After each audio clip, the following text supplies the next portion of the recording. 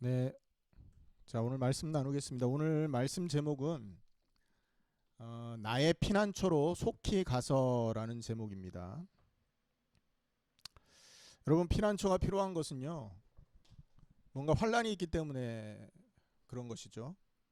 최근에 한국에 또 미국에 강풍이 몰고 뭐 허리케인이 몰려오고 했을 때 가장 사람들이 간절하게 다가왔던 것은 피할 곳이었을 것입니다. 지금 다윗이 이 시를 지으면서 나의 피난처로 속히 가서라는 이런 말을 하고 있거든요. 자, 이런 말을 하는 이유는 다윗이 엄청난 그런 어려움 가운데, 고통 가운데 들어갔기 때문에 이런 말을 하고 있는 것이죠. 그래서 이 본문에 20편, 이 55편의 배경이 되는 사건들이 사실은 다윗에게 굉장히 어려움을 가져다 줬던 사건임을 우리는 예상해 볼 수 있습니다. 그래서 학자들은요, 이 시편 55편의 배경이 이 사울에게 쫓길 때, 여러분 사울이 쫓아왔을 때 그 다윗을 배신했던 사람들 기억하십니까? 지난주 지지난주 계속 그 사건을 통해서 우리가 은혜를 나눴는데 10사람들 기억하시죠? 그 사람들이 이 다윗을 고발했고 두 번이나 그랬죠. 그리고 또 그 전에는 도액이라는 사람이 있었습니다.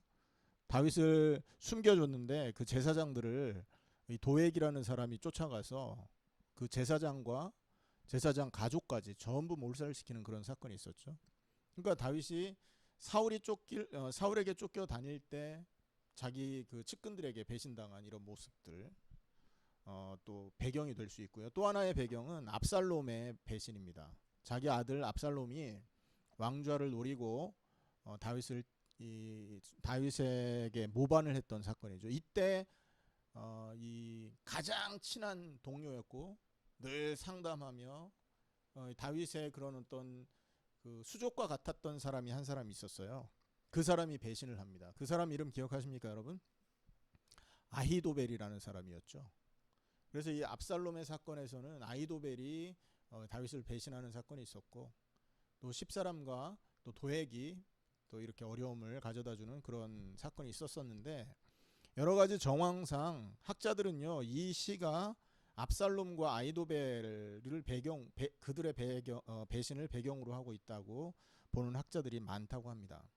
그래서 우리가 잠깐 좀 이 55편을 구분을 해보면 1절에서 8절까지는요 그들의 배신 때문에 그들의 배반 때문에 다윗이 굉장한 스트레스와 굉장한 그런 무거운 고통과 고난 속에 있었음을 우리로 하여금 느끼게 하죠. 자, 6절에 그런 말이 있어요. 6절에 보면 나는 말하기를 내게 비둘기같이 날개가 있다면 날아가서 편히 쉬리로다. 내가 멀리 날아가서 광야에 머무르리로다. 셀라 이런 말이 있어요. 얼마나 괴롭고 그 고통이 얼마나 심하면 날개가 있다면 내가 날아가서 저 광야에 피하고 싶다 이런 말을 했겠어요. 이런 그 표현을 봤을 때 다윗이 갖고 있었던 그 배신감과 모멸감과 여러 가지 고통이 사실은 감당하기 어려운 정도였었음을 우리는 짐작할 수 있어요. 맞죠? 어, 때때로 우리 그런 때 있지 않습니까? 우리 주변의 모든 것이 잘 안 풀리고 또 내 주변의 모든 것이 계속해서 어려움으로 바뀌어가는 거. 이런 상황이 우리 상황 속에 딱 펼쳐졌을 때 우리 이런 생각 하잖아요. 아유 날개가 있으면 도망가고 싶다. 어떤 분들은 한 단계 더 한 단계 더 그 강도를 높이죠. 아이고 이런 어려움에 피하기 원합니다. 하나님 내 생명을 취해 주십시오. 나 죽고 싶습니다. 데려가 주십시오. 이런 얘기를 하는 경우도 있단 말이에요. 그 정도로 우리에게도 이 다윗과 비슷한 상황이 다가올 수 있다는 거죠. 그래서 1절에서 8절에는 우리도 늘 겪을 수 있는 그런 가능성 안에서 다윗이 엄청난 고통의 무게를 지금 표현하고 있음을 우리는 살펴볼 수 있다는 것입니다. 자, 9절에서 15절이 두 번째 파트입니다. 거기에는 그 다윗을 공격하는 아히도벨에 대한 다윗의 분노를 느낄 수가 있습니다. 아까도 말씀드렸지만 이 아히도벨은 가장 가까운 동료입니다. 친구고 그리고 가장 가까운 상담자였고 그런 사람이었죠. 어디 나오냐 하면 13절부터 나옵니다. 그는 곧 너로다. 나의 동료 나의 친구요 가까운 친구로다. 우리가 같이 재미있게 의논하며 무리와 함께하여 하나님 집 안에서 다녔도다. 이렇게 말을 하고 있어요. 예배도 같이 드리러 다녔고 하나님께 이렇게 제단을 쌓을 때 함께했고 그리고 재미있게 막 이렇게 수군거리면서 다니는 그런 사람들이었다라는 거죠. 자, 그런데 이 배신이 얼마나 컸냐? 12절에 보면 나를 책망하는 자는 원수가 아니다라는 거죠. 나를 책망하는 사람은, 나를 배신한 그 사람은 원수가 아니라 누구다? 친구다. 만약에 원수였다면 내가 이렇게 힘들지 않았을 것이다. 그리고 만약에 그가 나를 미워하는 사람이었다면 내가 이렇게 고통스럽고 분노에 빠지지 않았을 것이다. 그렇게 말하고 있는 거예요.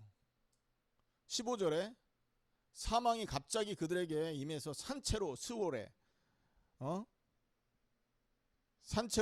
내려갈지어다. 이렇게 말하고 있는 거예요. 그러니까 얼마나 분노가 치밀었으면 이런 말을 하겠습니까? 여러분, 산채로 스올에 내려가라 라고 지금 저주를 퍼붓고 있는데 이 사건이 민수기에 있었던 거 기억하십니까? 모세를 반역했을 때 다단과 고라 이 사람들이 여러분 어떻게 죽었습니까? 그날 215명인가 하는 그 사람들이요. 땅이 그냥 쭉 갈라져 가지고 싹 몰살 당했잖아요. 그거를 생각하면서 하나님, 나를 배반했던 그 아히도벨 이 사람이 그러한 재난을 당하기 원합니다라고 할 정도로 지금 분노에 차 있는 것입니다. 자, 그리고 세 번째 파트는 어디냐? 16절에서 마지막 23절까지인데, 하지만 여러분 이게 이제 다윗이 이 범인들과 평범한 사람들과의 차이점이라고 볼 수 있는데, 우리는 이런 분노가 치밀으면 어떻게 합니까? 주로 딱 그 사람 앞에서 막 욕하고 저 인간 뭐 하면서요 싸우려고 하고 이러잖아요. 근데 다윗은 가장 확실한 방법을 취했다라는 거예요. 뭐를 취했냐? 하나님을 신뢰하는 방법을 취한 것이에요. 그래서 이 16절에서 23절에는 주님 안에서 갖는 다윗의 확신을 보게 되는데, 16절에 보세요. 나는 하나님께 부르짖으니 여호와께서 나를 구원하시리로다. 구원하실 것이다. 이런 확신을 고백하고 있고요. 17절에는 여호와께서 내 소리를 들으시리로다. 이 미래의 일을 얘기하고 있잖아요. 근데 이 이제 18절에는요. 이미 이게 이루어진 현재로 이걸 또 보고 있습니다. 전쟁에서 그가 내 생명을 구원하사 평안하게 하셨도다. 그리고 19절에는 옛부터 계시는 하나님이 들으시고 그들을 낮추실 것이다. 그리고 22절 가장 중요한 요절이라고 할 수 있습니다. 이것이 사실은 이 다윗이 말하고자 하는 핵심 내용인데, 우리 22절을 한번 같이 읽어보겠습니다. 시작. 내 짐을 여호와께 맡기라. 그가 너를 붙드시고 의인의 요동함을 영원히 허락하지 아니하시리로다. 아멘입니까?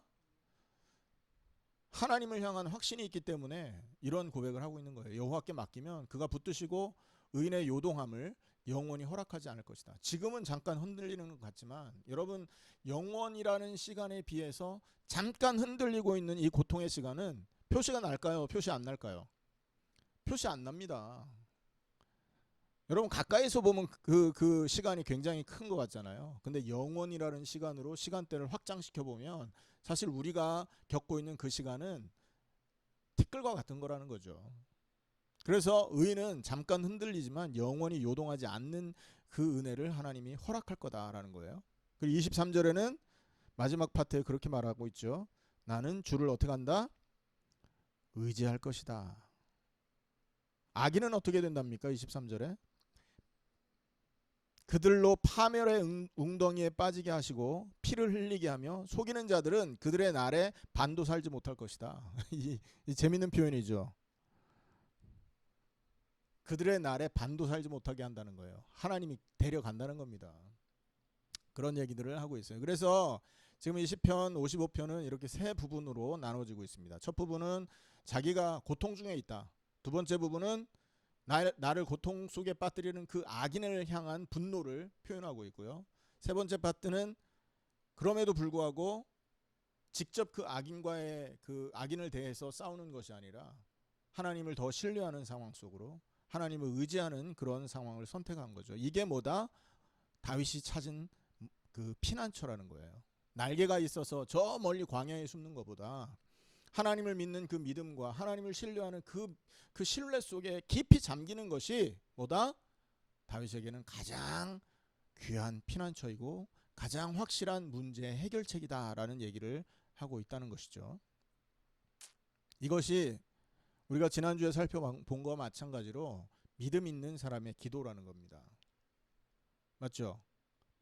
현재는 지금 문제 속에 있어요. 하지만 기도 속에 들어가서 기도 안에서 기도 시간에 하나님이 주신 언약을 생각하고 그 언약 안에서 다시 해석해 보니까 이 문제는 뭐다? 하나님이 주시는 축복의 기회였다라는 거예요. 이 문제가 아니었다면 하나님이 나의 피난처됨을 체험해 볼 수 있는 기회가 없는 거죠. 그러니 하나님이 나를 너의 피난처로 체험해 봐라 라는 의미로 다윗에게 또 우리에게 그런 문제를 허락하실 수 있다는 것이 기도 안에서 발견되는 겁니다. 그래서 언약 안에서의 기도가 바로 참된 믿음을 갖고 있는 사람의 진짜 기도라는 얘기인 것이죠. 이것이 지금 55편의 간략한 내용들입니다. 자, 그러면 오늘 여기서 우리가 좀 살펴봐야 될 본론적인 내용들을 좀 한번 점검해 보도록 하겠습니다. 여기에는요 특징이 있어요. 오늘 본문에 보면 어떤 특징이 있냐면 의인들이 이유 없는 고통을 지금 당하고 있다는 거죠. 물론 여기 보면 다윗이 이런 고통을 당하는 게 결국은 전쟁이 끊어지지 않을 것이다라고 했던 이 그 나단의 그 경고 때문에 그런 거 아니에요. 다윗이 우리아의 아내 밧세바 사건 때문에 이런 일을 당하고 있어요. 사실 이 본문의 다윗은 이유를 갖고 있기는 합니다. 하지만 의인 중에 이유 없이 고통당했던 분이 또 계시잖아요. 그게 누굽니까? 예수님이지 않습니까? 예수님은 하나님의 말씀을 100% 순종했던 의인이었다고요. 하지만 죄의 모양도 갖고 계시지 않은 그분이었었지만 자기 동료에 의하여 자기 측근들에 의하여 자기 제자에 의하여 고통을 당한 그런 분명한 사실을 우리는 알 수 있잖아요.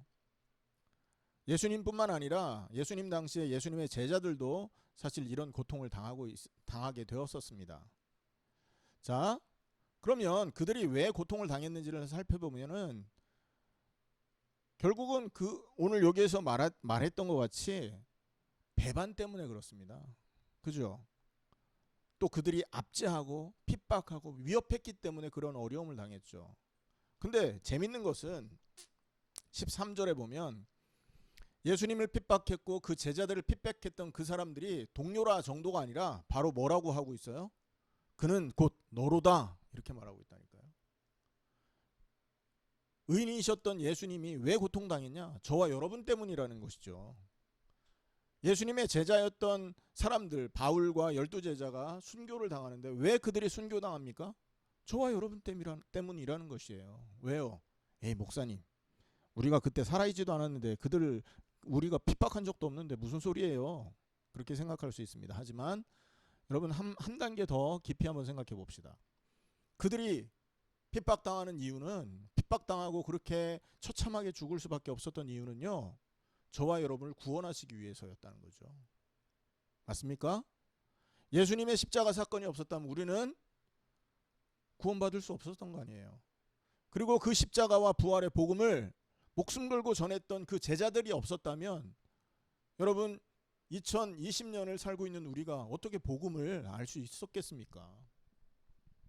그래서 확대해 보면 사실 저와 여러분 때문에 그 의인이 고통당했다는 거예요. 예수님의 제자들과 같이 말씀을 여러분 섬기고 순종하고 하나님의 복음을 증거하려고 했던 그 의인들이 저와 여러분의 구원을 위하여 온 세상 흩어져 있는 하나님의 제자들, 하나님의 사람들을 건져내는 그 일 때문에 핍박을 당했다라는 것이죠. 바꿔서 생각해 보겠습니다. 그러면 의인을 핍박했던 그 사람들은 어떤 상태였던 것입니까? 의인을 핍박하고 압제하고 위협했던 그 사람들, 뭐 1차적으로는 그 당시에 예수님을 핍박했고 제자들을 핍박했고 또 다윗을 핍박했던 그 사람들의 특징이라고 할 수도 있고, 2차적으로는요, 구원이 필요한 예수님을 지금 죽게 만들고 그 제자들로 하여금 이렇게 순교하게 만들었던 우리의 영적인 상태가 어떤 상태였냐라고도 볼 수 있거든요. 그러니까 그들을 의인을 핍박했던 사람들의 특징이 뭐냐라고 했을 때 간단하게 말하면 그들은 하나님의 은혜를 거부한 사람들이었었다라고 할 수 있는 것입니다. 그죠? 그렇기 때문에 하나님이 살아계시고 그분이 우리를 사랑하고 계시고 우리를 구원하고자 한다라는 그 깊은 뜻을 이들은 모르고 있었던 거예요. 우리를 건져내시기 위해서 하나님이 우리 인생에 베풀어 주신 은혜가 무엇인지 이들은 관심이 없었던 것입니다. 그랬기 때문에 그 결과로 하여금, 그 결과 그들의 삶으로 하여금 의인들을 핍박하게 되는 데 있어서 일말의 꺼리낌이 없었던 거예요. 그래요, 안 그래요? 맞죠? 하나님의 은혜를 거부하고 하나님의 뜻에 관심이 없고 그랬던 것입니다. 그것이 핍박자들의 모습이었고, 또 하나의 그 핍박자들의 모습을 살펴보면 우리가 늘 하는 얘기지만 그들은 하나님의 말씀을 자신의 기준에 맞춰서 해석하는 그런 아주 특출난 능력이 있어요. 무슨 말인가 이해되십니까? 이 하나님의 말씀을 가지고 자기의 육신적인 그 요구를 이루기 위해서 합리화시키는 그런 능력이 있었다는 거예요. 자기 기준에 맞춰서 해석하는 거예요. 그래, 귀에 걸면 귀걸이, 코에 걸면 코걸이가 되는 거예요. 이단들이 다 성경 가지고 이단짓 하잖아요. 재밌는 얘기가 하나 있습니다. 한번 들어보세요. 어떤 사람이 아내와 갈등 때문에 이혼을 하고 싶어 하는 거예요. 어떻게 하면 이 여자하고 헤어질까 늘 고민하는 거예요. 근데 교회를 다니고 또 뭐 직분자고 하니까 하나님 앞에 면목이 없거든. 그래서 기도를 시작합니다. 하나님 어떻게 해야 됩니까? 막 기도하는데 답을 안 주세요. 뭐 그거야 말씀에 비춰서 해석해 보면 해답이 금방 나오는 거잖아요. 그런데 답이 안 와. 그 고민하는데 어떤 사람이 지나가다가 교회에서 말을 하는 거야. 하나님은 뭐 기도를 통해서도 응답하지만 말씀을 통해서도 응답 주신대. 그러니까 좀 용기를 가져봐. 그런 말을 듣고는 이 답답하던 차에, 응답이 없어서 답답하던 차에 이 옛날 어른들이, 복음 몰랐던 어른들이 썼던 방법이 하나 떠올랐네요. 그게 뭐냐면 성경을 딱 덮고, 성경을 탁 덮어놓는 거예요. 그리고는 눈을 감고 무작위로 펴. 그리고 눈을 감은 채로 손가락을 딱 짚었는데 손가락 끝, 눈을 딱 떴을 때 손가락 끝이 가리키고 있는 성경 구절을 읽는 거예요. 그리고는 그것이 이 하나님의 응답이다라고 하는 그 옛날 복음 몰랐던 분들이 썼던 방법인데요. 그것이 떠오른 거죠. 그래서 하루는 작심하고 눈을 감고 성경을 탁 핀 다음에 손가락을 딱 짚었어요. 그리고 기대감을 가지고, 왜? 하나님이 응답 주실 거잖아요. 그래, 기대감을 가지고 눈을 딱 떠서 읽었는데 뭐라고 말하냐? 내 집에 있는 사람이 네 원순이라, 이런 말이 딱 써 있는 거예요. 그러니까 할렐루야 하면서 자기가 원하는 것을 이루었다는 얘기인데, 여러분 복음 모르고 있죠? 하나님을 핍박하는 자들의 특징이 이렇다는 거예요. 신앙생활 이런 식으로 하는 겁니다. 이런 사람은 특징이 하나님의 말씀을 이용해서 자신의 소원을 이루는데 사용한다는 것이죠. 꿈 해몽도 그렇습니다, 여러분. 꿈 해몽한다고 뭐 말씀 들먹거리는데 에이구, 다 개꿈이에요. 밤에 꿔서, 그 꿈이 밤에 꿔진 꿈이라서 개꿈이고, 어떤 사람은 또 낮에 꿈꾼 거 들고 와서 목사님한테 해석하라고 그러는데 그때 이제 그렇게 얘기하면 됩니다. 당신이 꾼 꿈은 낮에 꿔서 개꿈이다라면서. 여러분, 말씀을 하나님의 뜻과 계획과 방향에 맞춰서 해석하지 못하고 자기의 소원을 이루려고 이 포장하는 데 쓴단 말이죠. 이런 사람이 하나님을 대적하고 하나님을 거부하고 핍박하는 거예요. 하나님의 사람들을. 그 사람들은요, 하나님의 뜻이 뭐든 간에 자기의 이익에 배치가 되면 하나님 뜻을 과감히 거부하는 사람들이, 거부할 수 있는 사람들이라는 거죠. 목사든 자기 이웃이든 자기한테 말씀을 주고 자기를 유익하게 하는 사람이 분명한데, 그 사람이 어느 날 자기의 뜻과 반대되는 얘기를 해요. 그러면 그 사람들 대적해 패거리 만들고 핍박하기 시작합니다. 제가 예전에 교회에 있을 때 어떤 분이 이렇게 뭐 이렇게 상담을 하는데 뭐 다단계를 해야 되는지 하면서 막 이렇게 설명을 하더라고요. 그래서 저는 기본적으로 뭐 그런 뭐 이상한 시스템에 의해서 막 돈 버는 거 이런 걸 기본적으로 반대하는 사람이거든요. 그래서 그거 큰일 납니다, 하지 마십시오 얘기를 했더니, 그날부터 이 양반이 권사님이었는데 이 권사님이 얼굴도 안 쳐다봐요. 교회 갔더니 인사도 안 해. 그리고 이 양반이 돌아다니면서요, 아이고 강 목사님 이상한 사람이다 하면서 막 이렇게 막 편을 가르고 그러더라니까요. 이런 걸 봤을 때 자기의 뜻에 반대가 되면 하나님의 말씀도 상관없고, 자기의 유익에 배치가 되면요, 목사든 뭐 전도사든 집사든 상관없이 만드는 그런 사람들이 이 악인들이라는 거예요. 그런 악인들이 하나님을 핍박하고 말씀을 섬기려고 하는 자들에게 대적을 하는 그런 경우들을 볼 수가 있죠. 성경에 그런 사람들이 또 있습니다, 여러분. 성경에 누가 있을까? 이 말씀을 자기 나름대로 해석해서 그 하나님을 핍박했던 사람. 예람아, 누가 있을까? 희진아, 누구? 가룟 유다라는 사람이 그렇습니다. 가룟 유다는요, 예수님이 자기 기대하고는 다르게 자꾸만 가난한 사람하고 시간을 보내고 병든 사람들하고 어울리는 거예요. 그게 불만이었던 겁니다. 그래서 이 가룟 유다는 그런 것 때문에 예수님을 팔아버린 거예요, 제사장들한테. 그러면 제사장들이 예수님을 핍박할 거 아니겠어요? 그럼 그 핍박을 받고 예수님이 어느 막다른 골목 위기의 순간에 딱 다다랐을 때 하나님으로부터 받은 능력을 막 그냥 행하게 될 거라는 계획을 가진 거예요. 그러면 그 능력을 가지고 핍박하는 자들을 제압하고, 로마 또 유대인들 이런 사람을 제압해서 이 이스라엘을 독립시킬 것이다라는 생각을 한 거예요. 그러니까 이 유다는 사실은 예수님의 말씀을 쫓은, 하나님의 계획을 쫓은 사람이 아니라 유다의 그 이스라엘의 독립을 위해서 살았던 사람인 거거든요. 열심당인 이 유다의 배경이었었습니다. 이스라엘 지파 중에 열심당이 독립운동하는 사람들이거든요. 자, 이런 식으로 계획을 하고 예수님을 팔아버린 거죠. 그런데 예수님이 어떻게 했어요? 순한 양처럼 제사장들이 이렇게 핍박하고 이렇게 고통을 주는 대로 다 그걸 받아들이는 거예요. 그리고 나중에는 십자가에 못에 박혀 피 흘려 죽기까지 되는 거죠. 그것을 내다보니 얼마나 이게 가슴이 아팠던지 후회되고, 예수님 앞에 죄성스러운 마음 때문에 자살을 할 수밖에 없었던 것입니다. 그러니까 여러분, 가룟 유다뿐만 아니라 예수님을 쫓아다녔던 초기에 그 예수님의 제자들의 마음이 그랬었던 거죠. 메시아긴 메시아인데 자기 나라를 독립시켜줄 메시아로 기다렸던 거예요. 다윗 왕처럼. 하나님의 뜻과는 맞지 않는 얘기죠. 바울도 마찬가지입니다. 자기의 뜻대로 예수님을 믿는 자들을 핍박했던 거죠. 그게 하나님이 원하시는 거라고 생각했기 때문에.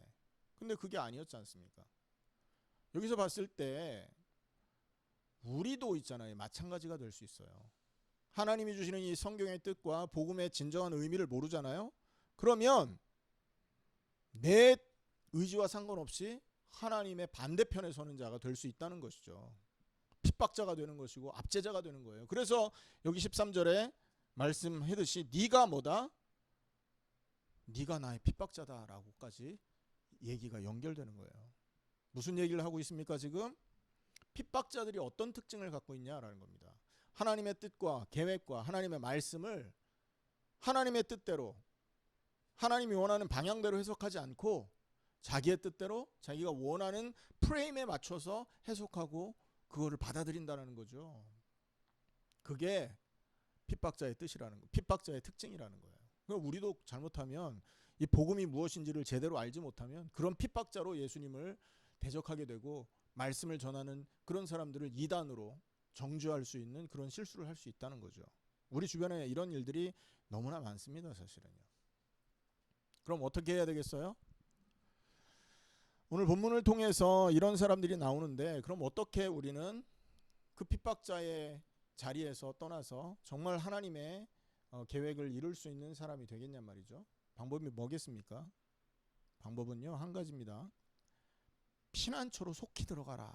그것이 방법이라는 겁니다. 다윗은 주변에 많은 동료들이 자기를 찌르고 자기를 괴롭혔을 때 나의 피난처로 속히 들어가서 폭풍과 광풍을 피하리라 8절에 말씀하고 있죠. 이렇게 얘기를 했습니다.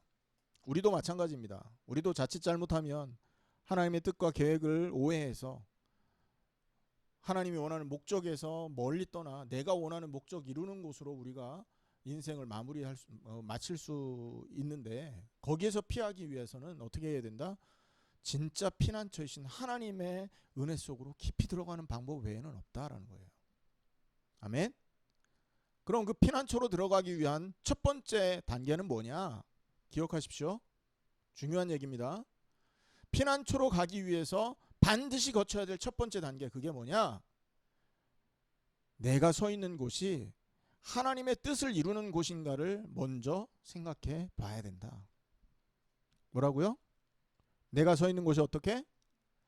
하나님의 뜻을 이룰 수 있는 곳이냐를 생각해야만 피난처로 들어가는 겁니다. 그 생각 없으면 어떻게 돼요? 내가 서 있는 곳이 하나님이 기뻐하시는 곳이다라는 나름대로의 판단 때문에 그곳이 피난처인 줄 알 거 아니에요. 맞죠? 그래서 질문해야 됩니다. 내가 있는 곳이 진짜 하나님이 원하는 그곳이냐? 이 질문이 우리 속에서 먼저 나와야 된다는 겁니다. 예를 들어 볼게요. 이 일을 하면 하나님이 기뻐하실까? 이걸 생각해 보셔야 되는 겁니다. 내가 선택한 이 직업, 내가 선택한 이런 상황, 내가 선택하고 가고 있는 이 인생의 방향이 하나님의 뜻을 이룰 수 있는 분명한 곳이냐, 하나님이 기뻐하는 일이냐, 이거 생각해 봐야 된다는 겁니다. 그러니까 얼마나 정확해요, 여러분. 내가 선택한 방향이 정말 하나님이 기뻐하는 곳이면 어떻게 하면 돼요? 계속 가고 계속 하면 돼요. 하지만 그것이 아니다. 내가 생각하는 이것이, 그리고 내가 목표하는 이런 인생들이 나의 유익을 위해 썼던 것이다 라는 것이 판단되면 어떻게 되겠어요? 돌이켜야죠. 그리고 내가 잘못 살아왔던 그것이 십자가와 함께 죽어 없어지도록, 장사지내지도록 믿음으로 그리스도 십자가의 죽음을 받아들여야만 되는 거죠. 아멘. 그래서 정말 피난처로 가기 원한다면 내가 서 있는 이것이, 내 인생이 과연 하나님의 뜻이냐, 하나님의 뜻을 이룰 수 있는 곳이냐, 하나님이 기뻐하는 것이냐, 하나님의 계획을 이룰 수 있는 것이냐를 생각해 보셔야 됩니다. 한 번만 생각해 보면 답이 나옵니다, 여러분. 또 여러분 인생을 두고 생각했잖아요. 그러면 또 하나 물어볼게요. 여러분의 행동이, 또 여러분이 추구하고 있는 여러분의 욕망이 하나님이 원하는 것인지 아닌지 물어보면 우리는 어떻게 바뀔까요?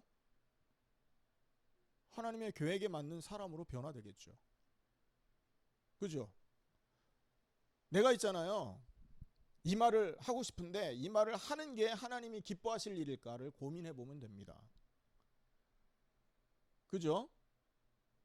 어떤 경우에 그렇단 말이에요. 막 짜증이 올라오고, 제가 그런 실수 가끔 하는데, 제가 이번 주에 권사님하고 이렇게 한 주간 뭐 이렇게 좀 다녔는데, 그동안에 내가 그거 권사님하고 다니면서 내가 실수는 하지 않았나? 이런 생각도 해봅니다. 왜냐하면 생각한 대로 말하고 느껴지는 대로 막 이렇게 얘기했다면 분명히 이 순간 뭐가 있었을 거예요. 제가 지난주에 그 주일날 예배 드리고 나서 다니엘이 저한테 전화를 했더라고요. 차가 섰는데 도와달라고. 근데 지나서 생각해 보니까 그때 이상일 집사님도 계셨거든요. 내가 막 속에서 뭐 이렇게 언짢은 마음이 괜히 나와가지고는 그 말을 내가 혹시 실수를 하지 않았나? 이런 고민도 들더라니까요. 회개했습니다. 하나님, 정말 내가 이 하나님의 피난처 속에 들어가야 되는데 자꾸만 내 감정에 치우치고 자꾸만 내가 쓸데없이 이렇게 사람들의 이 상처를 주는 말을 이렇게 하는 그런 사람이었군요. 하나님, 저의 잘못을 기억하시고 십자가의 은혜로 저를 덮어주십시오. 이런 기도를 했었습니다. 그러니까 뭐죠? 우리가 육신을 쫓아가고 우리의 감정을 쫓아가는 그런 인생에서 하나님의 뜻을 쫓고 하나님이 원하는 방향으로 우리 인생이 변화되려면 뭐 하면 된다? 질문해 보면 됩니다. 하나님, 내가 하는 이 말이, 내가 느끼는 이 감정이 하나님을 기쁘게 하는 것입니까? 그죠? 하나님의 뜻을 이룰 수 있는 일입니까? 하나님의 계획에 맞는 것입니까? 조금만 질문해 보면 답을 알게 됩니다. 이것이 뭐다? 피난처로 들어가는 첫 번째 단계다라는 거예요. 예전에 어떤 분이 저한테 상담을 했습니다. 목사님, 응답 받았다고 저한테 얘기를 하더라고요. 목사님 설교에 제가 그 은혜를 받고 응답을 받았습니다. 너무 감사합니다. 그래서 그 말을 하길 너무 좋은 마음에, 성도님 그러면 어떤 응답을 받았는지 얘기해 주실 수 있어요? 했더니 그분이 하시는 말씀이, 제가 목사님 사업 때문에 교회를 그만 나와야 되는데 교회를 나와야 되나 말아야 되나 고민 중에 있었어요. 근데 목사님이 지난주 주일 설교에서, 제가 기억합니다. 그때 창세기 12장에 1절에서 3절, 너의 아비 친척 본토를 떠나라 라는 제목도 그때 본토를 떠나라는 제목으로 딱 했거든요. 근데 그 양반이 와가지고 그러더라고요. 목사님이 본토를 떠나라 그랬습니다. 그래서 나는 교회를 떠나서 딴 데로 가기로 했습니다. 이런 얘기를 하는 거예요. 충격받았지. 주여, 이 사람이 응답을 제대로 못 받는 사람이구나. 여러분,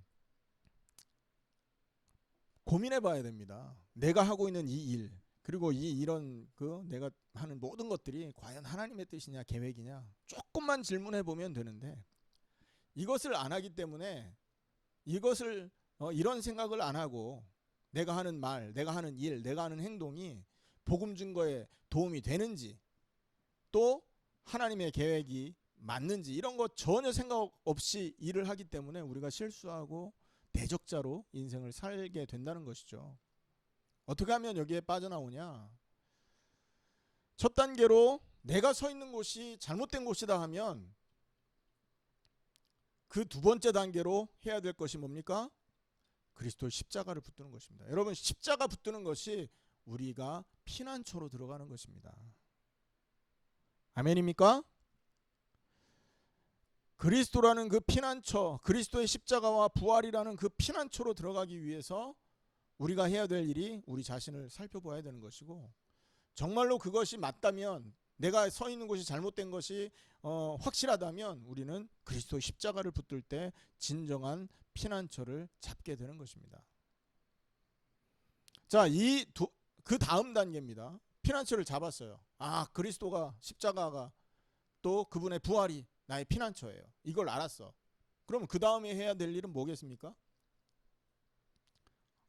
잡았으니 끝났어, 이게 아니잖아요.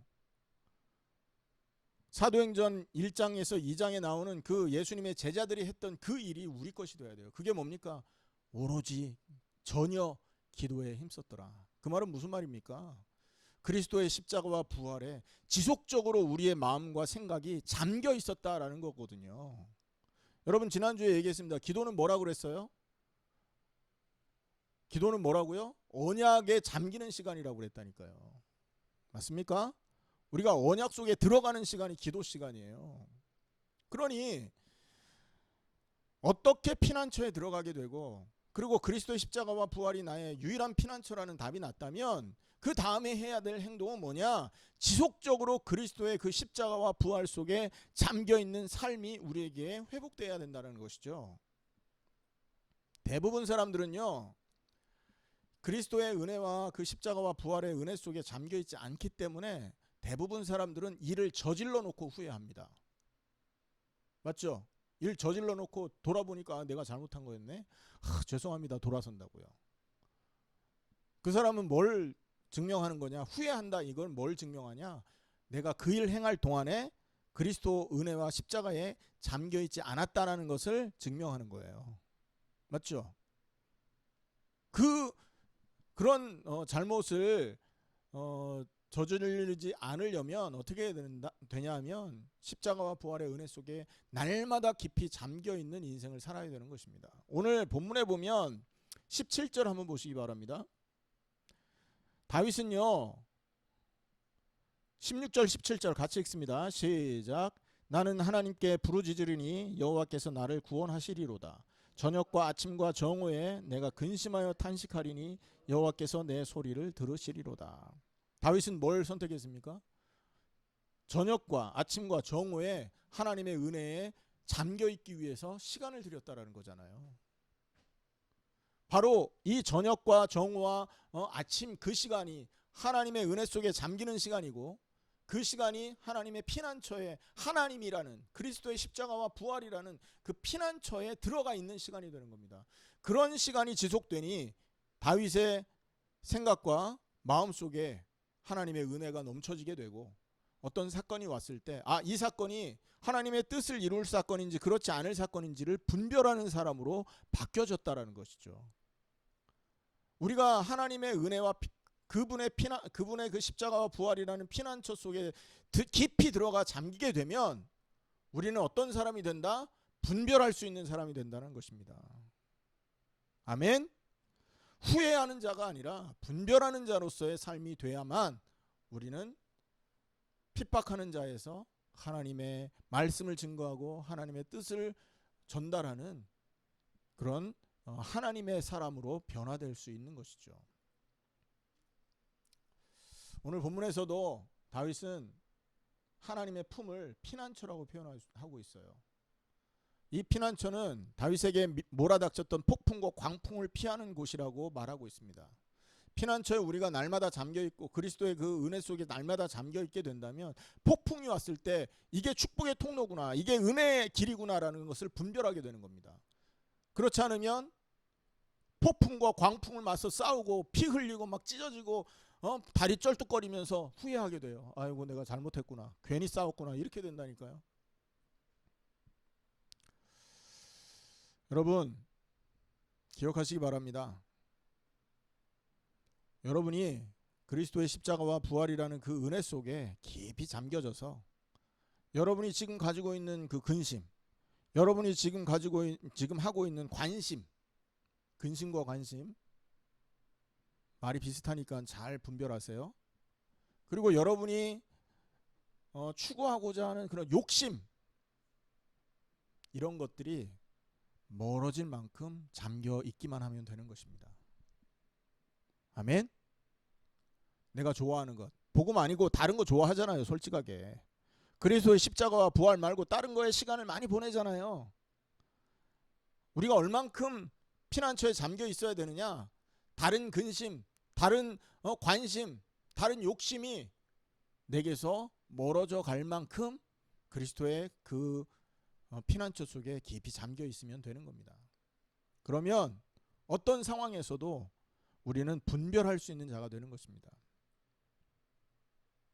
분별하는 사람이 될 거냐, 후회하는 사람이 될 거냐, 지나놓고 잘못했다 이걸 깨닫지 마시고 문제 앞에서 제대로 된 것을 분별하고 여러분 분별하고 피해갈 수 있는 그런 하나님의 지혜를 얻은 사람들이 돼야 되겠죠. 결론입니다. 오늘 본문을 통해서 우리가 하나님의 음성을 들어야 되겠습니다. 이것은 다윗이 그 어떤 상황에, 위기의 상황에서 이렇게 적어놓은 그 글이지만 그 글을 통해서 하나님이 오늘날 우리에게 지금 답을 주고 계시는 거거든요. 우리도 어려움을 겪는다니까요.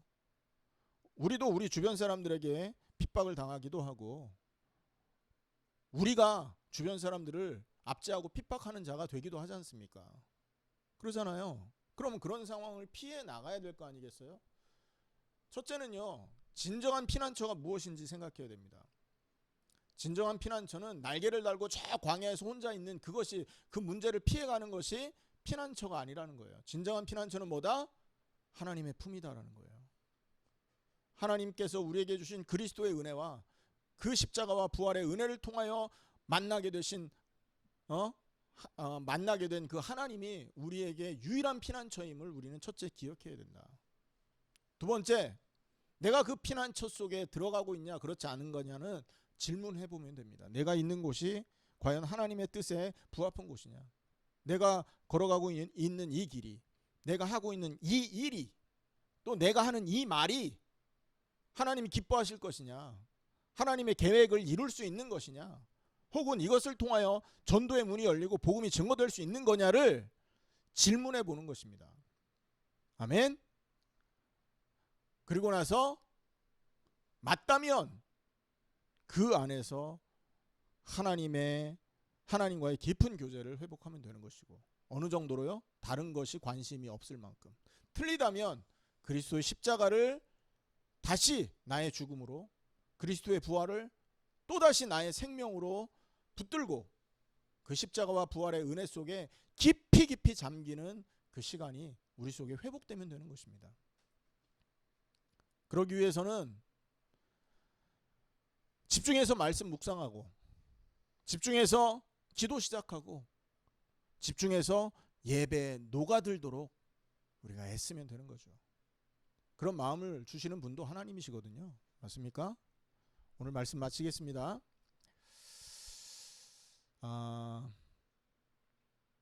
정말로 이번 한 주간 하나님께서 우리를 핍박자의 자리에서 하나님의 의를 이루는 사람으로 변화되게 하실 것이다 라는 기대를 갖고 여러분 언약 놓치지 마시길 바랍니다.